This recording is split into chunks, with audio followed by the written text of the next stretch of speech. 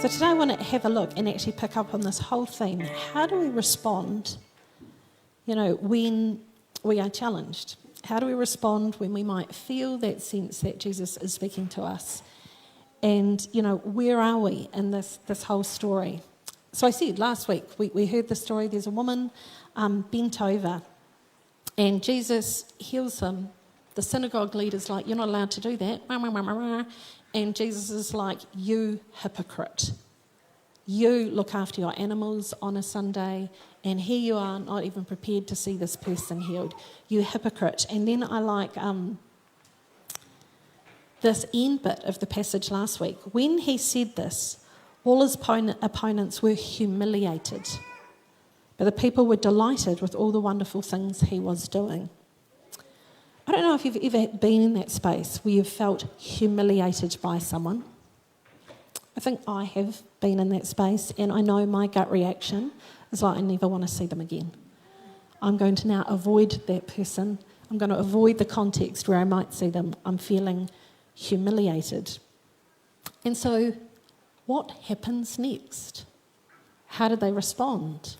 I think this is really curious, and it's curious how this is from the book of Luke, how he's writing this to set this up, what is going to happen here.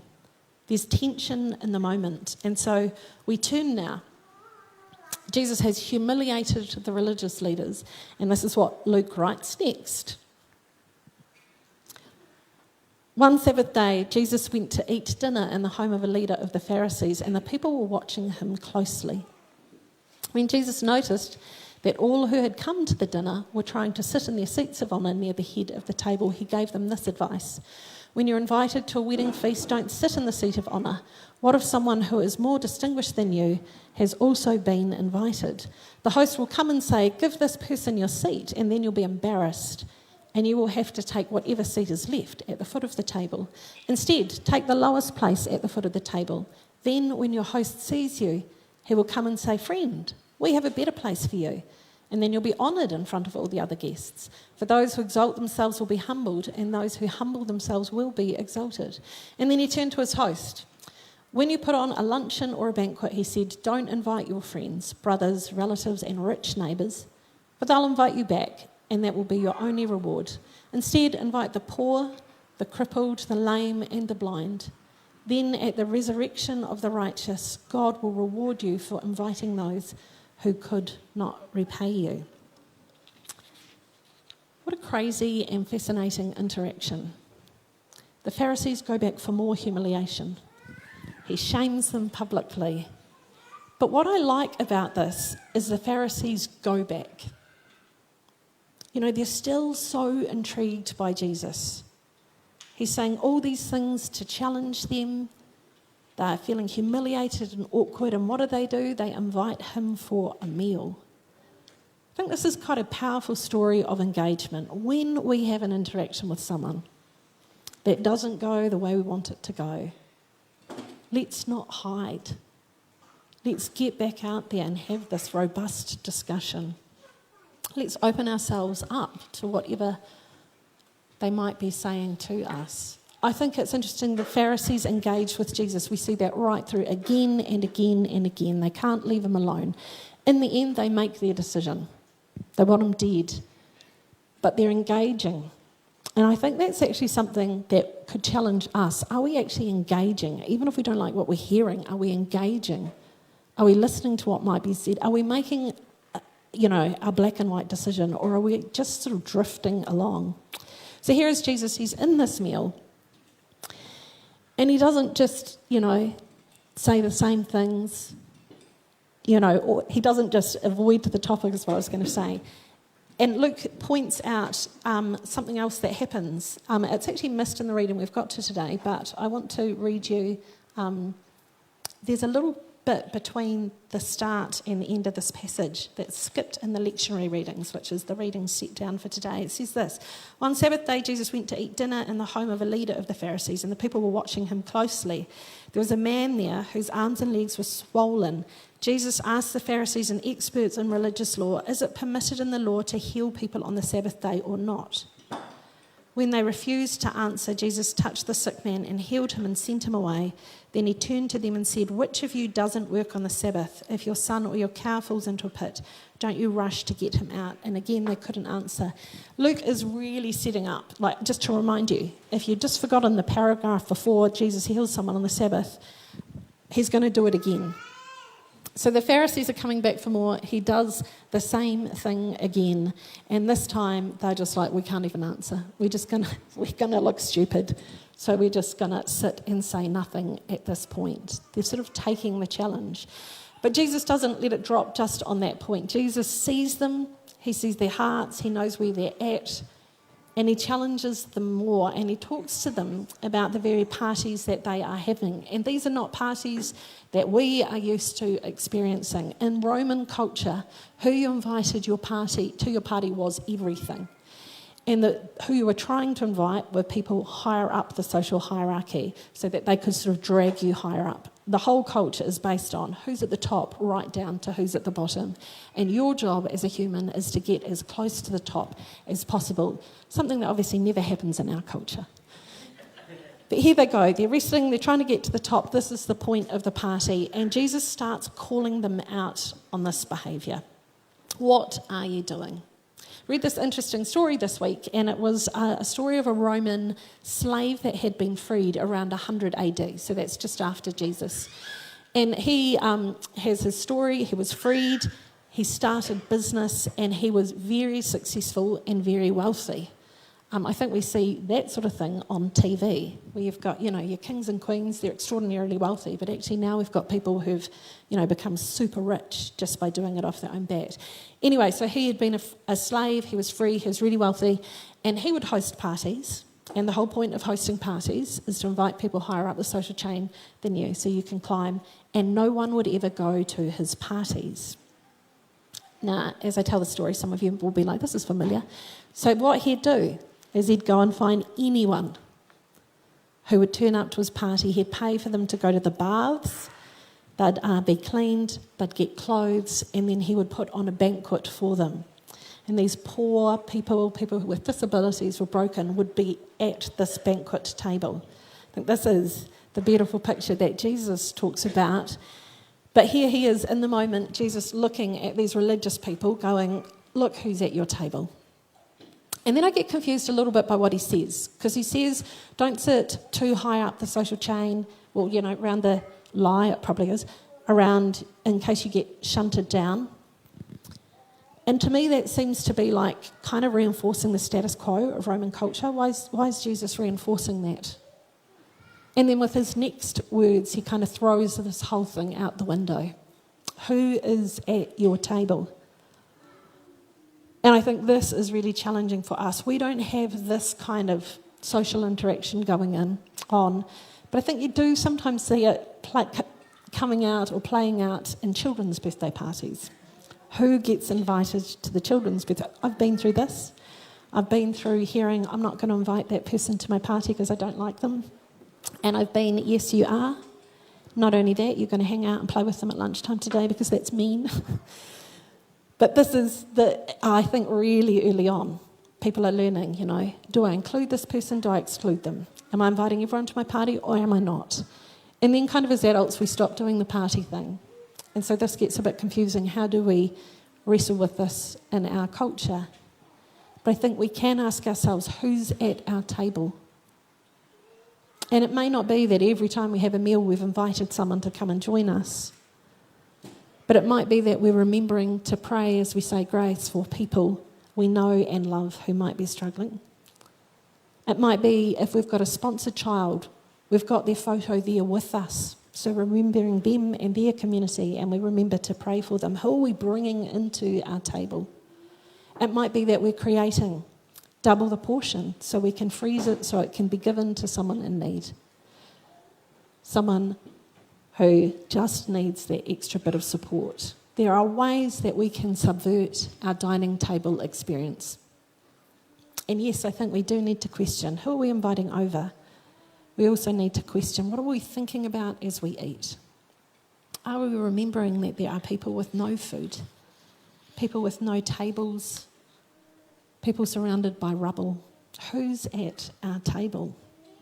So here Jesus is challenging people. He's overturning the social expectations, the rules. He's breaking down barriers. He's humiliating people. And then my question is, what is our response to this? Who are we in this picture? Who are we in this story? And sometimes I think it's really tempting to go, I'm going to be like Jesus. And, we're supposed to be like Jesus. That is what we're encouraged to be. Follow Jesus, emulate him. But we imagine ourselves throwing truth bombs left, right and centre. Boom. You're a bad person. You should be doing this. Kaboom. Look at you. That's quite tempting in our day and age to say things like this. So here's a secret confession. I sometimes read this Reddit post, and it's called, Am I the butthole, but it begins with A.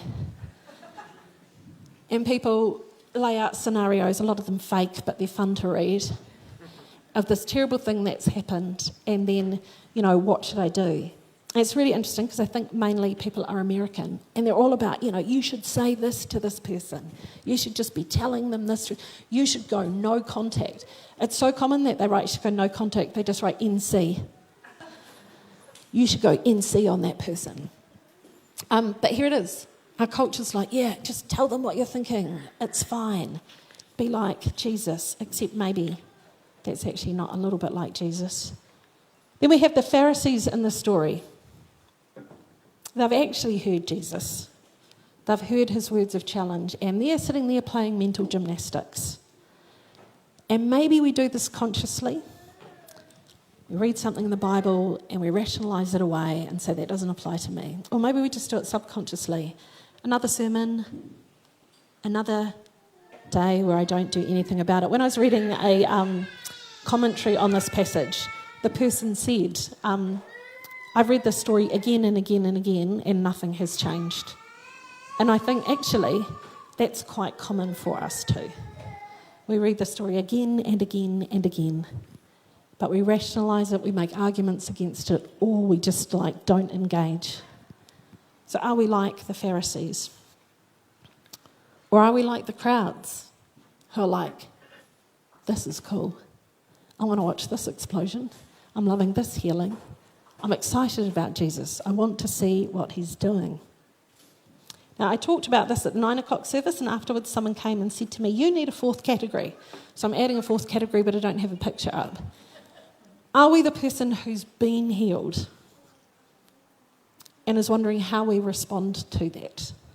Are we the person at the centre of the story who's encountered Jesus' incredible healing power and has to decide now, what are we going to do with this? Now, just in case you're thinking this is getting really heavy, I'm going to give you a wee micro pause. Because when I was trying to find a picture for crowds, I accidentally forgot to type the D in, and I was trying to find a picture of Jesus and the crowds. And I pushed enter, and I was like, what? What is this? And then I saw it inverted. I'm like, maybe it's supposed to be doves? And then it says it's Jesus and the ravens. I'm like, I'm just really confused. So anyway, we're getting back to that. That was just a wee micro pause.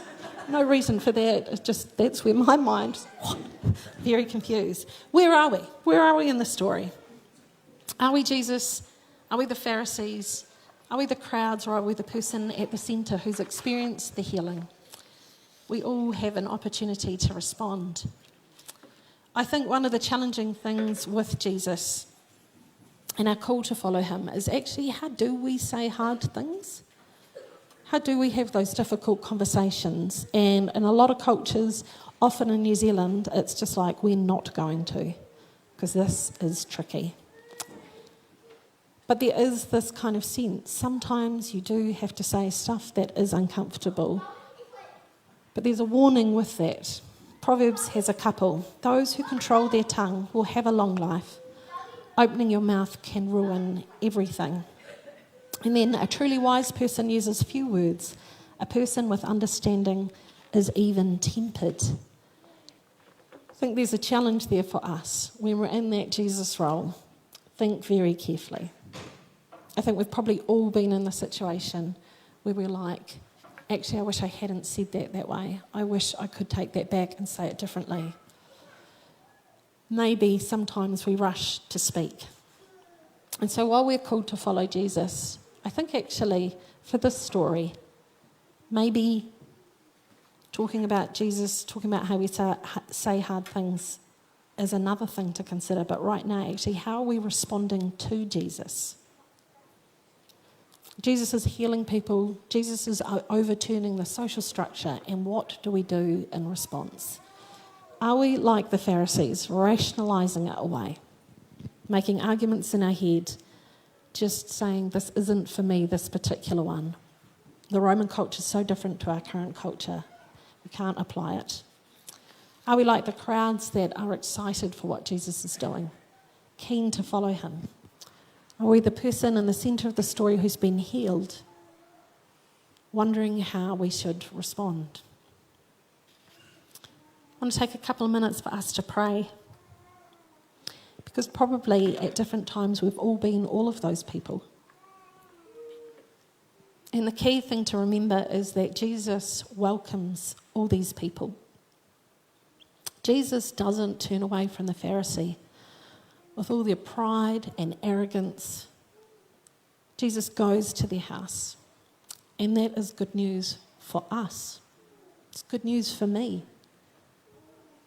Jesus isn't going to turn me away, he's going to keep engaging. When I'm just on the sidelines yelling and screaming, yay, Jesus! Jesus is calling me then and when I am broken, when I need healing. Jesus is right there for me. So I want to pray and have us ponder, how are we responding to Jesus? What do we do when things get challenging? How can we learn to hear his voice and respond? Let's pray together. Jesus, you bring good news.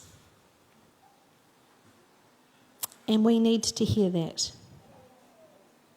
Because there are times when we think that we are everything. When we're doing life on our own terms. When we've got our own goals and aspirations. And listening to you is probably a bit too inconvenient. And so, Jesus, come to us when we are proud and arrogant. May we see your arms open wide. May we learn humility. May we stay engaged with you. And Jesus, teach us how to follow you, how to love you, how to be your hands and feet in the world. And Jesus, like the crowds, I pray that you would help us to stay engaged, to keep following you, to keep watching for what you're doing, to keep seeing where you're engaging in the world, to find out where you're going next and to run after you. Help us to be open and responsive. And Jesus, for those times when you have healed us, help us know what to do next. Jesus, it is hard. It's hard to let go of everything we know. Help us to learn to trust you and follow you. Help us not to trust in our own understanding and the ways of our world. Help us to learn to love you with all of our heart, soul and mind. We ask this in your strong and powerful name. Amen.